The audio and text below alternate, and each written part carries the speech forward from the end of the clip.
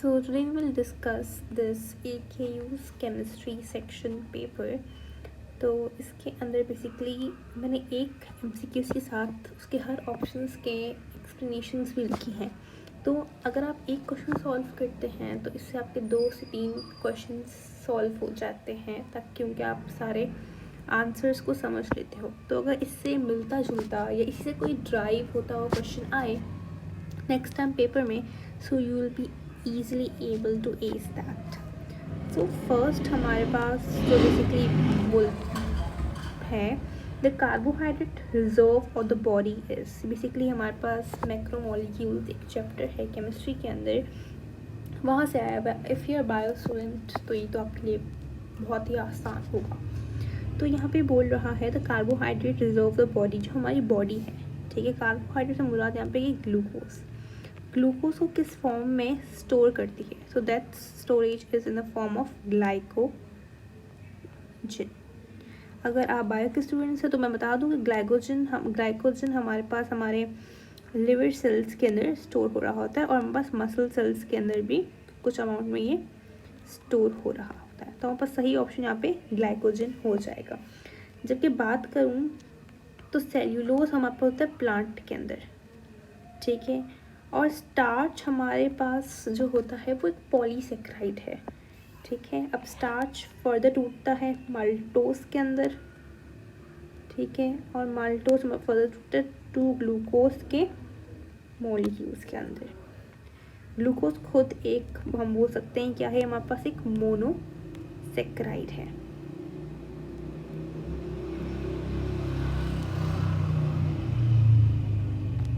ठीक है जी.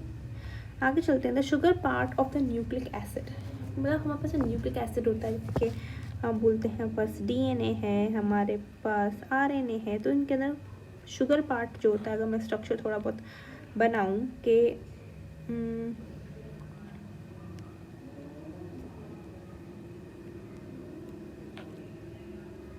यहाँ पे मैं पॉज में नाइट्रोजन स्पेस लगाती, तो ये कौन सी शुगर होती है? ये बेसिक एक न्यूक्लियोटाइड का बोलूँ तो ये स्ट्रक्चर है.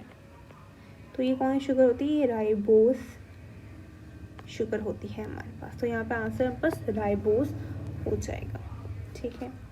आगे बोलता है कि एक रिएक्शन है हमारे पास में, अमोनिया और वाटर रिएक्ट कर रहे हैं, और यहाँ पे बन रहा है अमोनियम आयन बन रहा है और हाइड्रोक्साइल आयन बन रहा है. आपसे बताना है कि यहाँ पे कॉन्जुगेट एसिड बेस पेयर कौन सा है इसके अंदर. कॉन्जुगेट एसिड पेयर कौन सा है? अब देखो यहाँ पे अमोनिया है, दिस इज बेस, ठीक है. अब वाटर हमारे पास बेसिकली क्या होता है, एक सब्सटेंस होता है, वो एज अ बेस की तरह भी एक्ट कर सकता है और एज एन एसिड की तरह भी एक्ट कर सकता है. बट इट डिपेंड्स कि सामने वाला प्रोडक्ट का कौन सा है. अगर हम यहाँ बात करें तो अमोनिया क्या है? बेस है, ठीक है. तो यहाँ वाटर ऐसा क्या एक्ट करेगा? एज एन एसिड एक्ट करेगा. तो मतलब अब जो बेस से जो नया प्रोडक्ट बनेगा वो कहलाएगा हमारे पास कॉन्जुगेट एसिड, ठीक है. वो क्या होगा? कॉन्जुगेट एसिड, ठीक है. और जो हमारे पास ये एसिड से बना है वो कहलाएगा हमारे पास कॉन्जुगेट बेस. तो इसका मतलब अगर मैं बात करूं कि मुझे, अगर मैं बोलूं कि आप मुझे बता दें इसके अंदर कॉन्जुगेट एसिड बेस पेयर कौन सा होगा, तो ये दोनों होंगे. तो ये ऑप्शन हमारे पास ए हो जाएगा, ये सही है, ठीक है. आगे बोलता है न्यूट्रॉन पोजेसेस व्हाट. तो न्यूट्रॉन को हम सबको पता है, न्यूट्रॉन पोजेसेस नो चार्ज, ठीक है. हम इस तरह से इसको डिनोट करते हैं, मतलब 1 इसका जो मैस है, ठीक है, और ये इसका चार्ज है. ऑब्वियसली 1 मास नहीं है, 1.67 x -27 किलोग्राम कुछ होता है, मतलब ऐसे ही कुछ आगे पीछे है, वैल्यूज देख लीजिएगा आप. तो ये होता है. तो इसका चार्ज 0 है, नेट मतलब नहीं है चार्ज इस पर, ठीक है. आगे पूछ रहा है कि total number of orbitals associated with orbit number 3. Orbit number 3 पे कितने ऑर्बिटल्स होंगे, ठीक है. अगर मैं ये मतलब ये बोल रहे हैं कि n की वैल्यू 3 है तो मुझे बता दो उसके अंदर कितने ऑर्बिटल्स होंगे. तो जब n की वैल्यू 3 है तो मतलब S P और D आ जाएगा. तो ये आप इसकी ट्रिक लगा लो कि ऑर्बिट और ऑर्बिटल्स के नंबर सेम हो जाते हैं, ठीक है. सही हो गया यहाँ पे. आगे बोल रहा है कि which of the following is an example of covalent network solid. Covalent है और फिर नेटवर्क बना रहा है, मतलब एक से एक जुड़ रहा है। नेटवर्क मतलब क्या, यही होता है, ठीक है। और सॉलिड है, ठीक है, ये बात भी याद रखिएगा।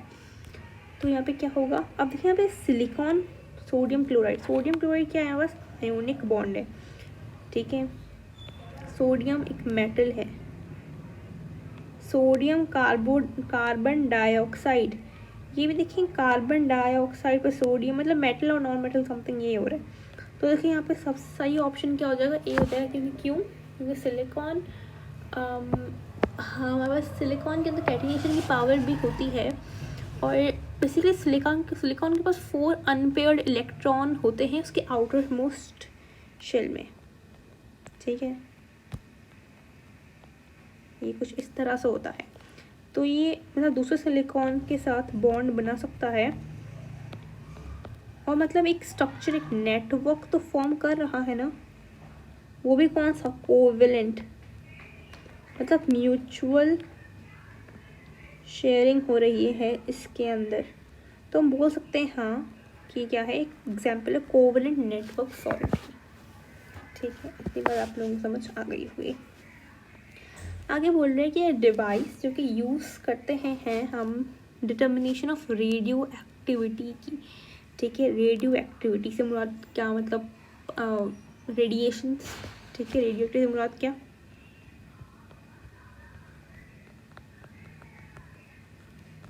रेडिएशंस, ठीक है। अब वो बोल रहा है कि रेडियो एक्टिविटी को डिटरमाइन करने के लिए कौन सा डिवाइस यूज़ होता है, तो दैट इज़ जीएम काउंटर, ठीक है। अब बेसिकली अब दूसरे पे क्या है, बात करें न्यूक्लियर रिएक्टर की। तो न्यूक्लियर रिएक्टर बेसिकली या तो इनिशिएट करते हैं या तो कंट्रोल करते हैं न्यूक्लियर फिजन या फ्यूजन को, ठीक है। इसका काम तो समझ आ गया। न्यूक्लियर रिएक्टर क्या करता है, सिंपली इनिशिएट करेगा या फिर कंट्रोल करेगा न्यूक्लियर फिजन को और न्यूक्लियर फ्यूजन को, ठीक है। अब बात करते हैं साइक्लोट्रॉन। बेसिकली ये एक चार्ज पार्टिकल एक्सेलरेटर है, मतलब चार्ज पार्टिकल को एक्सेलरेट करवाता है ये, ठीक है। तो साइक्लोट्रॉन है। मास स्पेक्ट्रोमीटर क्या है, ये बेसिक रेशियो निकालता है मास अपॉन चार्ज का, ठीक है, मास स्पेक्ट्रोमीटर। तो इससे क्या होगा, फिर 4 MCQ सब सही हो जाएंगे। आगे बोलता है गैमा रेज आर व्हाट। तो हम सबको पता है गैमा रेज क्या होती है, हाई एनर्जी इलेक्ट्रोमैग्नेटिक वेव्स होती हैं। आगे बोल रहा है वो approximate calorific value of lipids is. Lipids की कैलोरीफिक वैल्यू क्या होती है, 9 किलो कैलोरी पर ग्राम होती है। इससे जो constant value that you need to learn, ठीक है। अब देखिए लिपिड्स की 9 होती है। प्रोटीन्स और कार्बोहाइड्रेट्स की अगर बात की जाए, प्रोटीन्स की और कार्बोहाइड्रेट्स की, तो वो कितनी होती है, 4 किलो कैलोरी पर ग्राम, ठीक है। आगे बोल रहा है digestion of starch in a test tube can be demonstrated by adding. अगर मैं स्टार्च की डाइजेशन करूँ तो, ठीक है, तो वो किस चीज़ से डिमॉन्स्ट्रेट हो सकती है, ठीक है। अब बेसिकली एल्ब्यूमिन क्या होता है, हमारे पास एक एल्ब्यूमिन तो देखा जाए तो हमारे पास एक ब्लड प्लाज्मा प्रोटीन है।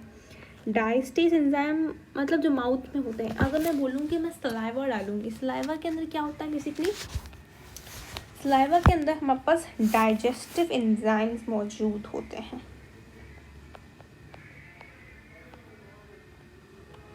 ठीक है। डाइजेस्टिव एंजाइम्स मौजूद होते हैं स्टार्च के अंदर। अब बेसिकली स्टार्च के अंदर फॉर मैंने डाल दिया ये सलाइवा, ठीक है। इसके अंदर क्या मौजूद है, अमाइलेज, जिसको तोड़ देगा माल्टोस के अंदर, ठीक है। अगर माल्टोस मुझे फर्दर डालना है तो मैं डालूंगी माल्टेस,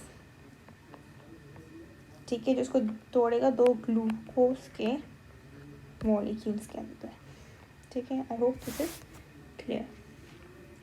आगे बोल रहा है कि which of the following ions या फिर radicals form in soluble compounds. Insoluble मतलब जो मतलब हल ना हो पाए, सॉल्यूबल ना हो, alright, with elements of group 2A, जैसे के हो गया 2A हमारे पास क्या आ जाता है, beryllium, calcium, magnesium, beryllium, calcium, magnesium हो गया हमारे पास बेरियम हो गया, स्ट्रोंशियम हो गया, हमारे पास रेडियम हो गया।